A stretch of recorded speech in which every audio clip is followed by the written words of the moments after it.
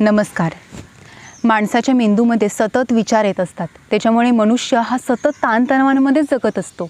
मेंदूमध्ये विचारांचा काहूर माजलेला असतो. म्हणून तुम्ही जर हात डोक्यावरती ठेवून पाहिला, थोड्याशा अंतरावरती ठेवलात, तर तुम्हाला गरम वाफा येतील असं जाणवेल. म्हणजे सतत हे विचार सगळे मनामध्ये आल्यामुळे हा मेंदू गरमच असतो. मग या मेंदूला शांत करण्यासाठी, या मेंदूच्या पेशींना शांत करण्यासाठी, थंड करण्यासाठी एक प्राणायाम आहे. तो प्राणायाम म्हणजे शीतकारी प्राणायाम. तसंच शरीरामध्ये उष्णता जर वाढत असेल, आता उन्हाळ्याचे दिवस आहेत, त्यामुळे शरीरामध्ये अनेक बदल घडत असतात, टेम्परेचर चेंज होत असतं. तर हीट जर वाढत असेल तर तुम्ही शीतकारी करून शरीराचं टेम्परेचर बॅलन्स करू शकता. शीतकारी प्राणायाम कसा करायचा आहे ते आता आपण पाहूयात. प्रथम ताठ बसा. पद्मासन, वज्रासन किंवा सुखासनामध्ये ताठ बसा. दोन्ही हात ज्ञानमुद्रेमध्ये ठेवा. आता इथे जीभ आपल्याला पूर्णपणे फिरवून वरती टाळायला जिभेचं टोक लावायचं आहे, या पद्धतीने. मग दात बंद करून दातांच्या फटी आहेत तिथून आपल्याला दीर्घ श्वास घ्यायचा आहे. छाती भरून श्वास घेतला की तोंड बंद करायचं आणि नाकपुड्यांवाटे आपल्याला श्वास बाहेर सोडायचा आहे. म्हणजे एक आवर्तन करायला जवळजवळ 15 ते 20 सेकंद आपल्याला लागली पाहिजेत. मग अशी आपण किती आवर्तनं करायची? जवळजवळ 12 ते 15 आवर्तनं करणं आवश्यक आहे. जेव्हा तुम्ही सुरुवात कराल, आत्तासुद्धा तुम्ही 2-3 वेळा जरी करून पाहिलं तरी तुम्हाला घशाच्या रक्तवाहिन्या थंड झालेल्या आढळतील. म्हणजे ते थंडावा तो पसरत जातो ना, तो संपूर्ण शरीर व्यापतो. जसं रक्तवाहिन्या थंड होत जातात तसं संपूर्ण शरीरामधलं रक्त थंड होतं, शरीराला शांत करतं. शरीरामध्ये जे सतत कार्यरत असणाऱ्या संस्था आहेत, अवयव आहेत, त्यांना शिथिल करतं. ही प्रोसेस नेमकी कशी होते की तुम्ही सुरुवात केल्यानंतर घसा थंड वाटू लागतो. त्यानंतर तुम्ही 4-5 आवर्तनं करायला लागलात की त्याच्या पुढे फुफ्फुसांमध्ये हा थंडावा पसरतो. आणि ज्याप्रमाणे आपल्याला हे माहीत आहे की हृदयामधून रक्त फेकलं जातं आयोर्टा या धमनीमधून आणि ते रक्त संपूर्ण शरीरामध्ये पसरलं जातं. मग शरीरातल्या प्रत्येक पेशीकडून वाईट घटक किंवा कार्बन डायऑक्साईड, उष्णता, हीट ही सगळी मिसळली जाते रक्तामध्ये आणि ते रक्त पुन्हा शुद्धी करण्यासाठी हृदयाकडे येतं. मग हे हृदय परत फुफ्फुसांकडे पाठवून रक्त शुद्ध होऊन ते रक्तभिसरण परत सुरू होतं.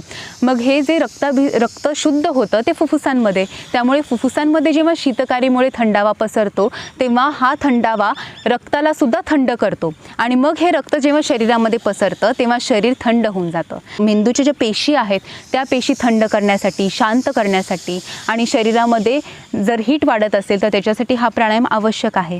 तसंच अनेक स्किन डिसीज या उन्हाळ्यामध्ये माणसांना होत असतात. तसंच घसा कोरडा पडणे किंवा पित्ताचा त्रास वाढणे हे या उन्हाळ्यामध्ये होत असतं. तर त्यावर सुद्धा शीतकारी प्राणायाम उपयोगी ठरतो. शरीरामधले वाईट घटक म्हणजे टॉक्सिन हे बाहेर काढले जातात. प्युरिफाय होतं ब्लड, तसेच एअर प्युरिफाय होते.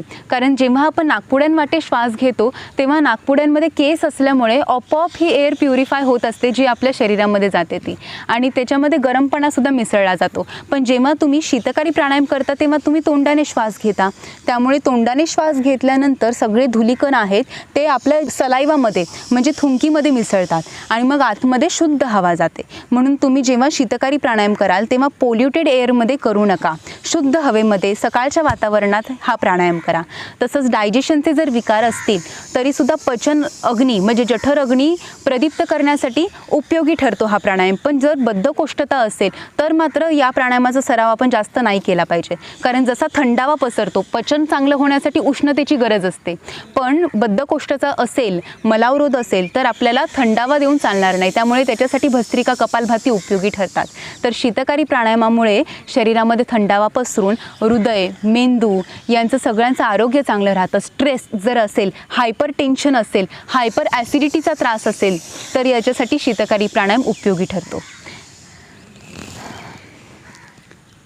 शीतकारी प्राणायामामध्ये आपण जवळजवळ 12 ते 15 आवर्तनं करावी आणि रोजच्या रोज हा प्राणायाम सातत्याने करून आपण आपलं आरोग्य निरोगी ठेवावं.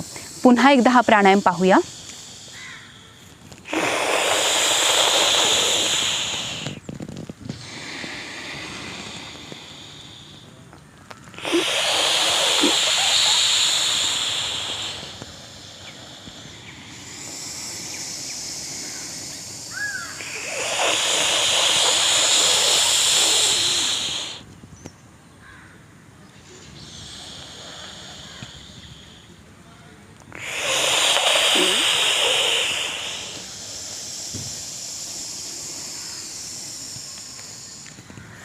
धन्यवाद.